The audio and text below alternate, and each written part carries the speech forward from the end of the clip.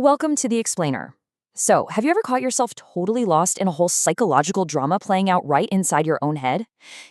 Today we're unpacking this incredibly relatable mental habit, one that pretty much all of us do, but honestly, we almost never actually talk about. We're going to dive into the truth about imagining fake scenarios and figure out exactly why our brains just love to do this. Okay, let's dive into this. Section 1, the universal mental habit. Picture this, right? You're standing in the shower, or maybe you're just walking alone down the street, or lying in bed late at night, and suddenly, out of nowhere, your mind constructs this perfectly detailed scene. You are intensely arguing with someone. Maybe you're literally just gesturing at the shampoo bottle, but you are explaining your point flawlessly, just completely dominating a conversation that, well, never actually happened. If you do this, I want you to know right off the bat, you are not alone. And you're definitely not crazy. Psychologically speaking, this is incredibly common. But the wild part isn't necessarily that we do it. It's that our bodies physically react to it. We feel genuine excitement or like intense anger, maybe a rush of anxiety, all from a conversation that exists entirely in our own heads. So what's actually happening here? Let's move to section 2, your brain's simulation engine. Psychologists actually have a name for this. They call it mental simulation.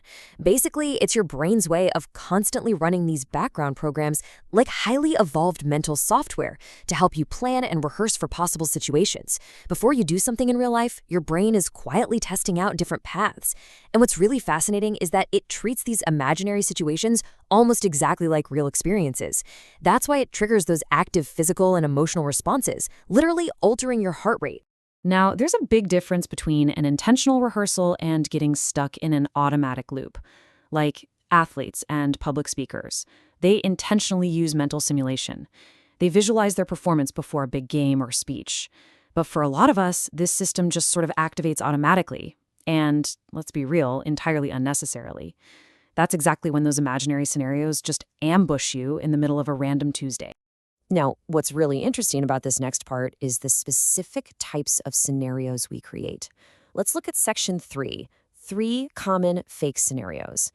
When your brain runs these background simulations, it typically defaults to 3 very specific archetypes, kind of like slices of a pie. We've got argument scenarios, future success scenarios, and worst-case scenarios. Through these patterns, your mind is constantly trying to resolve something on an emotional level.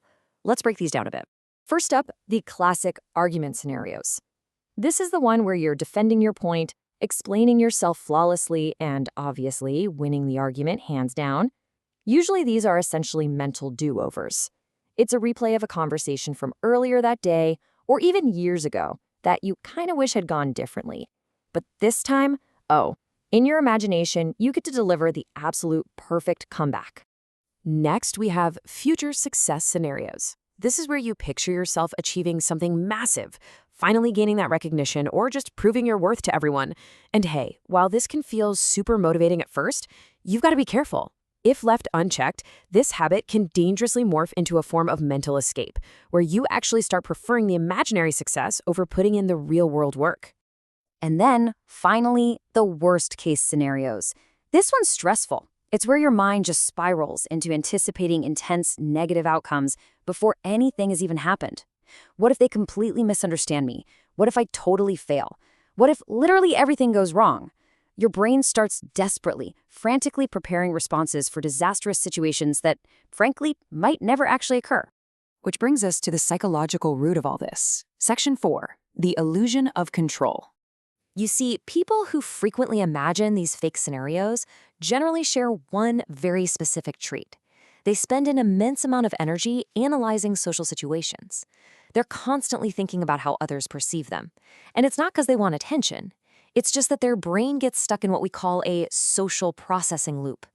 They're literally using their imagination to relentlessly practice and process how they interact with people. And that leads us to a pretty profound aha moment from our source material. Listen to this. Imagination offers a version of events where things make sense. That's the real secret right there. These scenarios become so incredibly addictive because, unlike in real life, you are the director. You have total control over every single variable. You say the perfect thing, the other person responds exactly the way you want them to, and the whole situation just unfolds absolutely flawlessly. It's a stark contrast, right? In the realm of imagination, you have perfect control and total predictability. But reality? reality is wildly unpredictable. It rarely goes exactly to plan.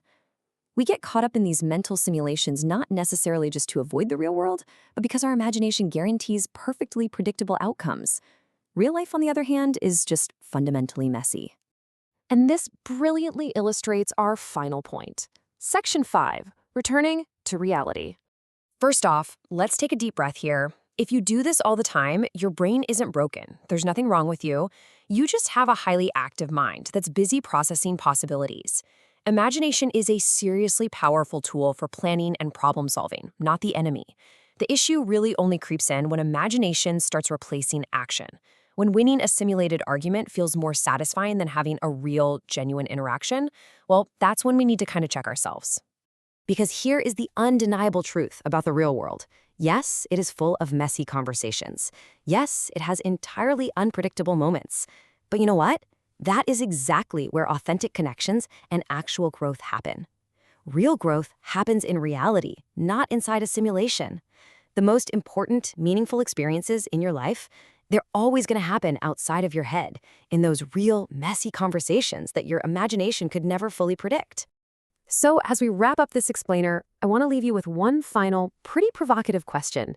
Take a look at your own mental habits and ask yourself, is your imagination helping you prepare for the world, or is it quietly helping you hide from it?